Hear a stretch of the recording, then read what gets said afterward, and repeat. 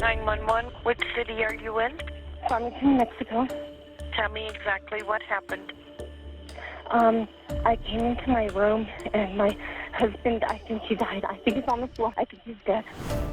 A newlywed third-grade teacher makes a grim and shocking discovery. Babe, wake up, honey. Please wake up, honey. Threatening the lifetime of love she was promised just 3 months earlier. Please wake up. You can't do this to me. Heather, if you think he's gone, I need for you to walk out of that room and leave him alone. Or at least, that's what she tells investigators. Do you think he's beyond any help? Yeah, I do. I do. The penalty is death. Get your family out of here. Why me? I will have my attorney call you. So unbelievable. 3 days after Thanksgiving in 2020, when many Americans were forced to celebrate without their extended families, Heather Fernandez-Hoefer, a third-grade teacher in Farmington, New Mexico, has a full house. Her son's family is staying in the guest room. Children are crying and playing, and the home feels busy, except in the master bedroom, where everything is oddly still. No, Robert, no, babe, no. Please don't do this to me. No. Fernandez calls 911. She tells the dispatcher she found her new husband, 49-year-old Robert Hoefer, lying unresponsive on the floor of their bedroom. Well, he injured himself When was this? this evening. How did he injure himself? He got mad. Police respond to the home, Where is he, ma'am? Keep the door open, we have an officer coming. and Fernandez leads them to the bedroom where her husband of only 3 months is still lying on the floor.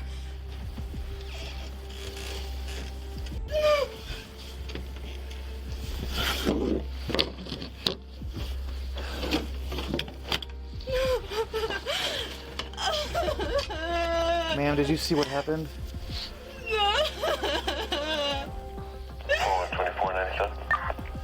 I fell asleep on the couch and I came in here and he was on the floor.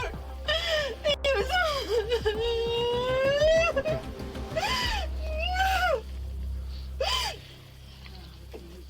Ma'am, can you watch out? I need to check his pulse. He's cold. He's cold. When did you last see him? About 3. And I came in just now. And I guess he'd gotten his razor out. I don't know what he did. I don't know. Within minutes of arriving, officers are skeptical of Heather Fernandez's story. She told the 911 dispatcher that her husband had cut himself with a knife.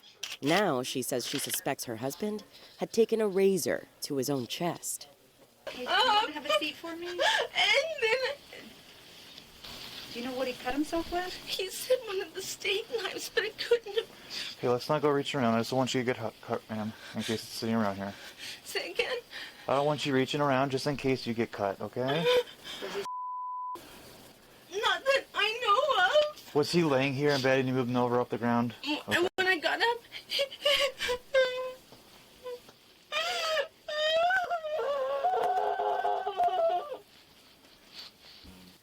Fernandez tells the officers that she woke up on the couch and came into the bedroom to find her husband cold and unresponsive, with knife wounds to the chest.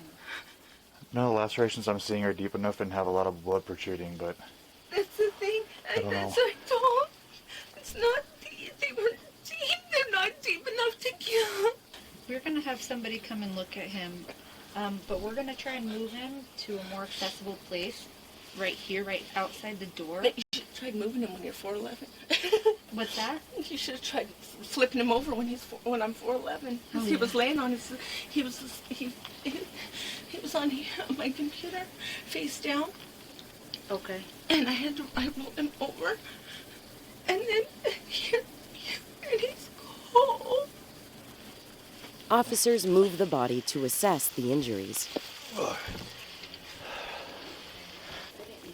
actually that one is pretty decent.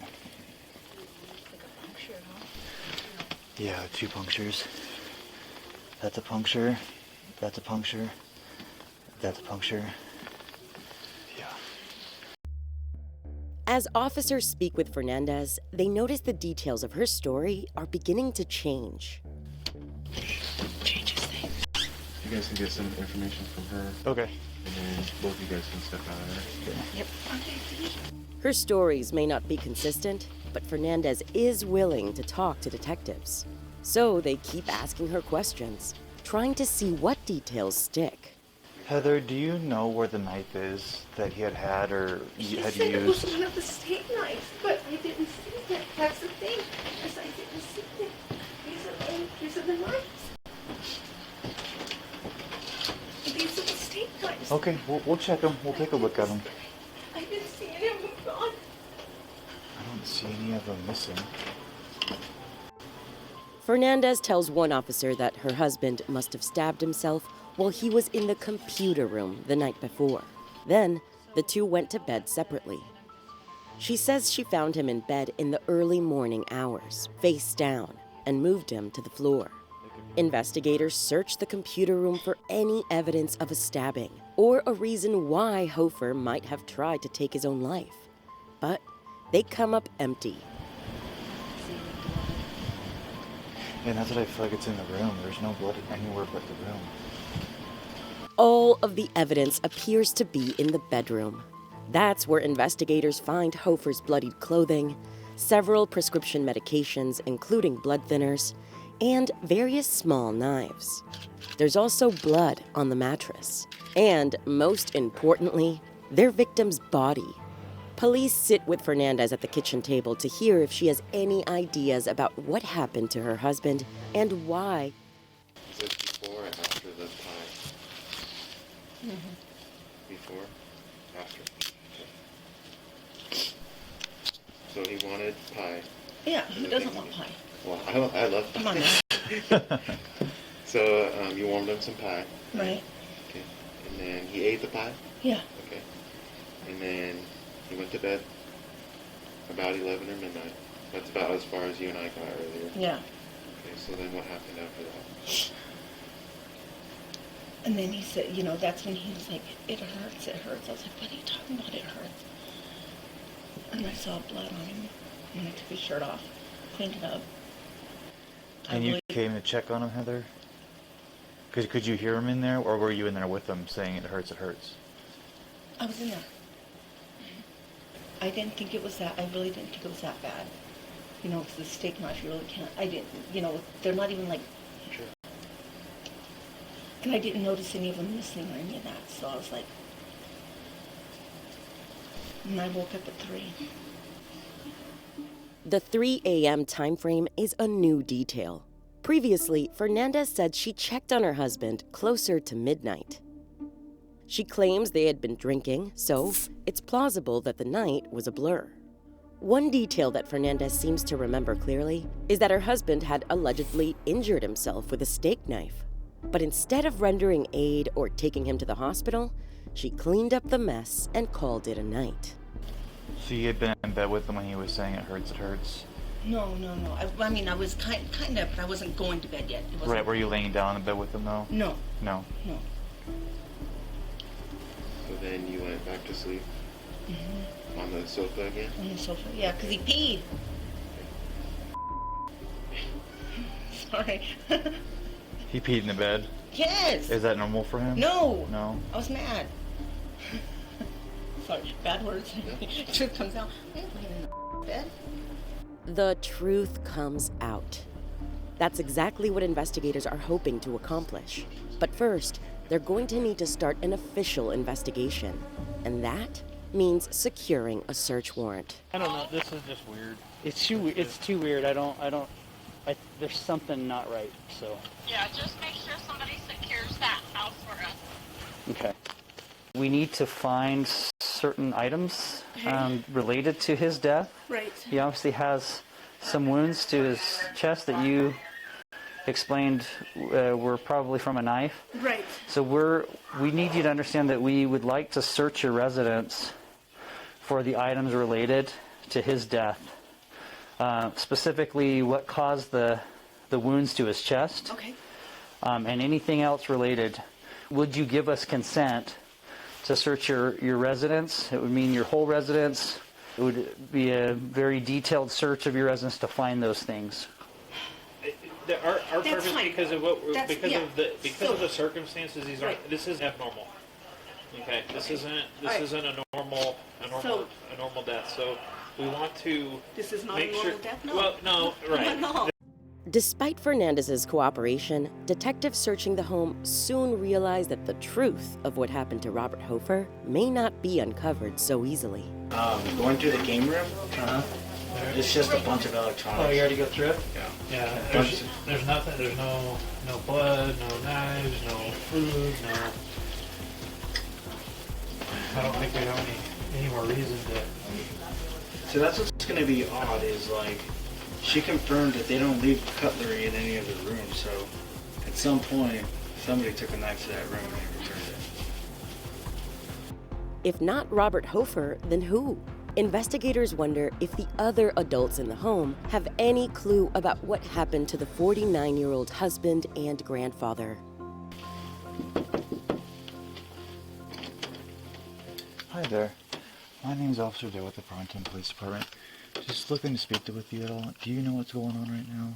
No, I just woke up. Just woke up? Yeah. Okay. And who are you to them? She's my boyfriend's mom. She is your boyfriend's mom? Yeah. Okay. So, Robert's passed away.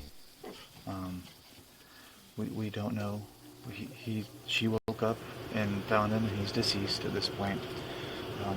We're having some individuals come out that are going to look at him and do a little bit of an investigation. Have you heard anything tonight or seen anything tonight? No. It's been really quiet. I kind of heard her crying, but I fell asleep. Okay. And that's all you know at this point? Yeah. Okay. All I'm going to ask is if you guys hang back here for now, and then once detectives get here, we'll come and ask you to talk with you guys further. Like, I know he has bad lungs, he had ulcerative colitis and autism. Mm-hmm. And some other medical things that were going on. I don't know, those are the only the top three that I knew of. Yeah. That were like, and it seems like, watch out for all the time. Yeah. While everyone waits for detectives to arrive, Fernandez keeps talking. She tells officers her husband was mixing prescription medications and alcohol. Have you been drinking at all today? Does he drink? Yeah. How much alcohol do you think he had last night? We had a little bit of. Beer, hard liquor, wine, beer, hard liquor. What kind and how much can you guess? Gin. Gin. But she escorted him to the room. She walked in all the way to the room and helped him get into bed. Right. Because he was drunk. And then she left him there and went into here and laid down on the couch. Because the bed, because he had, oh no, not the No, first because she time. just didn't feel like going to bed, and she didn't want to stay in bed. She said because she's ruined too many glasses, falling asleep with them on while going to social media. Relatable, but not consistent with her original story that she avoided going to sleep with her husband because he had allegedly urinated the bed. And then got up sometime between midnight, and that's the thing, that's not real clear. That's where she gets vague again. She's not sure, but sometime between midnight and 3 o'clock, she goes in there to check on him. And sees the blood on his shirt. Yeah. But that's where he gets sketchy. Sees the blood on his shirt. And that was the other thing. I would have thought it would be reversed. She didn't want it, because she, even after seeing the blood on his shirt, she was going to crawl into bed. And she put her hand in the urine, and she said, "Oh, there's urine. I don't want it." I wonder if it's not urine. I wonder if it's blood. There's an obvious blood stain on the mattress that tells investigators the bedroom is likely where Hoefer was first injured. A major inconsistency with Fernandez's earlier statement that her husband cut himself with a knife in the computer room. That's when she says she sees the blood, and she goes, "Oh, what happened?" And then he makes a motion with his hand and says, "Steak knife." That's all he says. He doesn't say anything else. She doesn't ask him, "What?" She goes, "What?" Takes his shirt off, cleans him up. But it's funny. Comes back out here and lays down. Every time she's done the mimic of the steak knife, it's always in the direction. Yeah, it's not. It's not just. But she's like seen this. him. She would have seen the wounds. She would have seen all the wounds. So her story doesn't make sense that he stabbed himself back there. She doesn't know where he stabbed himself, or if he even stabbed himself. In the kitchen, the team of detectives finds a knife that looks to have grease-like stains on the blade, and its shape appears consistent with the wounds in Hoefer's torso. Is this item number 1 coming with me? Yep. Okay. It is 1512.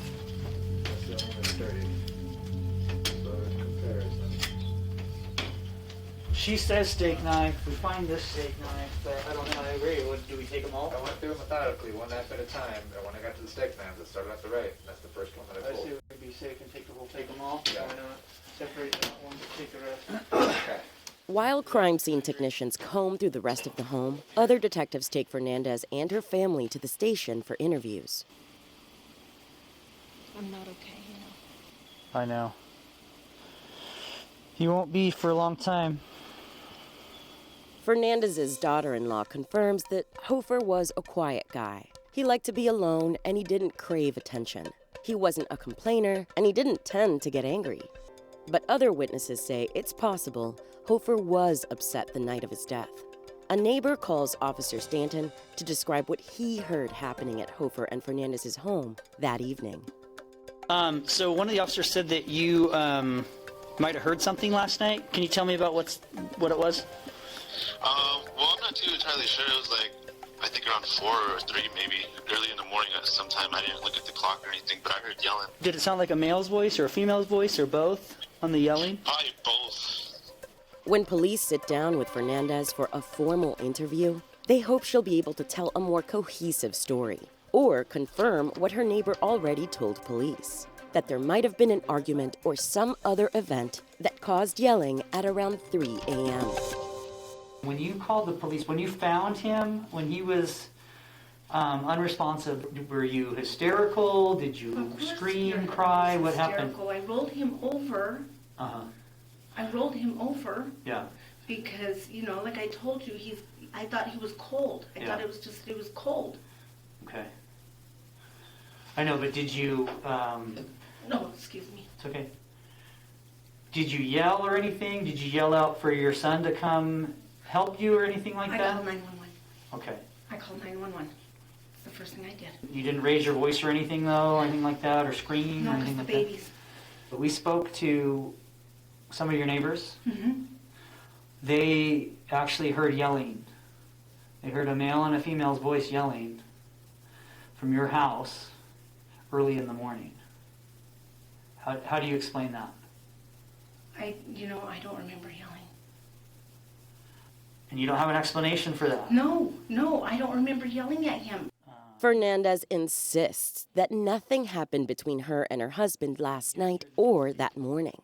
But Detective Stanton knows that stabbing is an extremely uncommon form of self-inflicted death, especially without cause. I don't know. See, that's the thing is I don't know. Mm-hmm. I know I didn't do this. Okay. I did not do this. I love him. Love him. We were talking about how much, like, we're our people. We finally found home. Yeah. Finally found home. Yeah. Wait, it doesn't make any sense? I know. I don't know. Okay.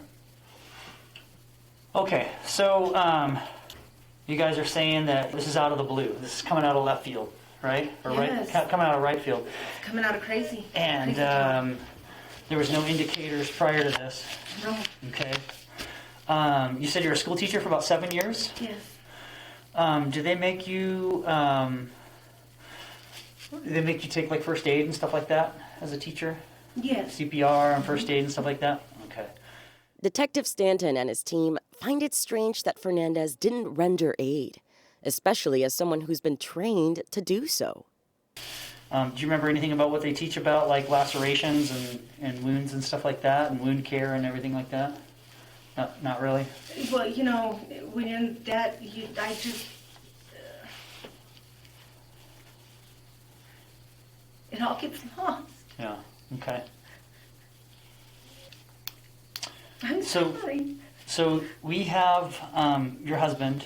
He has at least 3, maybe 4 stab wounds. So I'm a little concerned as well with why you first see his injuries and then don't do anything.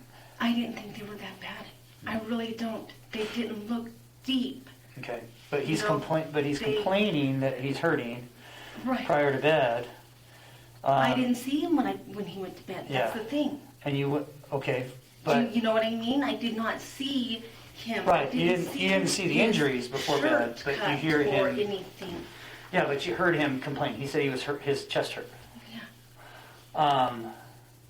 But he gets like that when he gets his migraines. Right. And, so that's understood. But then when you went in the next time, and you find out that he had stabbed himself, or according to him, he said he stabbed himself.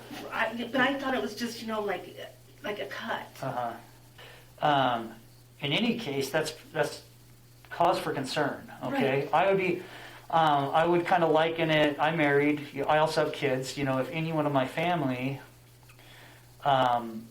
If I found that they stabbed themselves, if they said they stabbed themselves with a steak knife, I would be concerned. Do you know what I'm saying? Yes. That doesn't make sense to me. I know. So how do you explain that? Honestly, I didn't think they were that bad. I didn't realize that they were as bad as they were. I didn't realize it. Okay. I didn't. Well, and what about the discussion, after he said he stabbed himself with the steak knife? What then? I mean, what happened? I didn't see any steak knife missing. That's the thing. But obviously he cut himself with something. What was? You didn't any further say, why are you doing this? I didn't. Let's get you some help. I'm sorry, I didn't. I failed. I'm sorry. I didn't. With so little to go on, investigators aren't able to make any arrests. Fernandez, her son, and her daughter-in-law are allowed to leave the station. And for a while, they move on.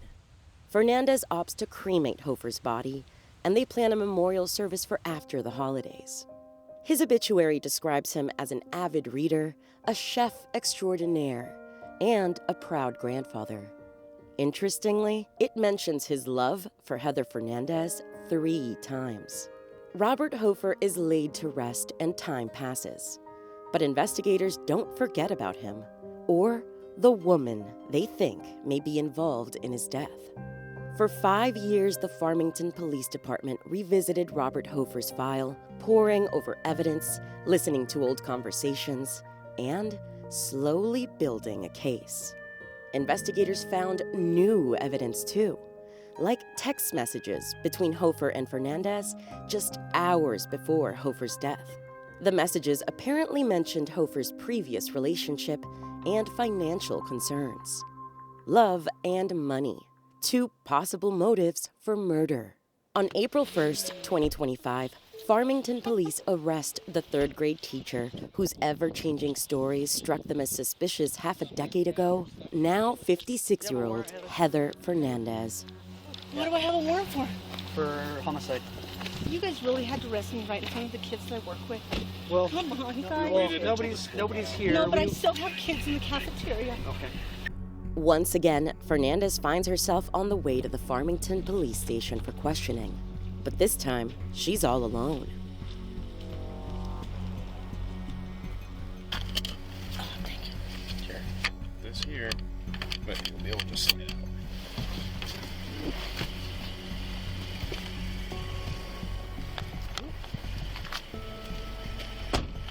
Do you have my bag or do they have my bag? I think it's in the back of my car. Okay, because I'm going to need it to make phone calls, right? Phone.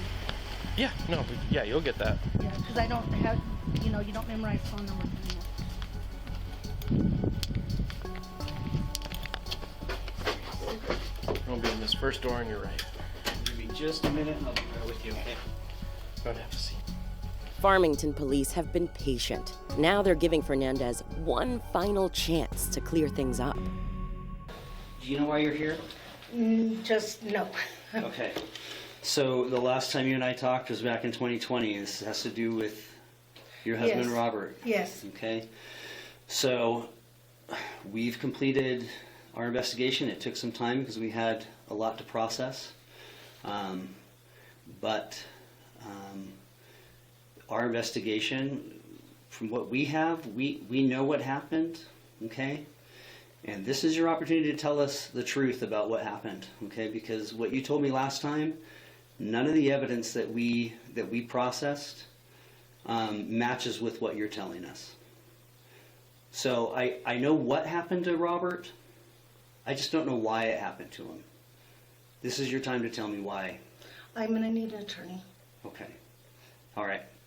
We'll get you up to the jail then. Can I please use my phone real quick to call my boss and my mom? Yeah. Let me find out. Let me make sure that we're going to be able to do that. Otherwise, you'll be able to use it at your numbers and stuff at the jail. So.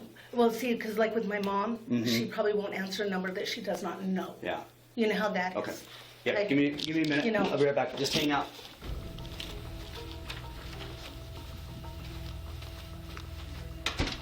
"5 years ago, Fernandez was much more loose-lipped when talking to investigators. After 5 years, she might have thought the investigation surrounding her husband's death would never be resolved. But she was wrong. Even without a confession, police charge Heather Fernandez with second-degree murder and tampering with evidence. She's taken to the San Juan County Adult Detention Center. The following day, April 2nd, 2025, Fernandez is released on bond. The Farmington Police Department is proceeding with criminal charges against Fernandez and continues to investigate the case. Heather Fernandez-Hoefer is considered innocent unless proven guilty in a court of law.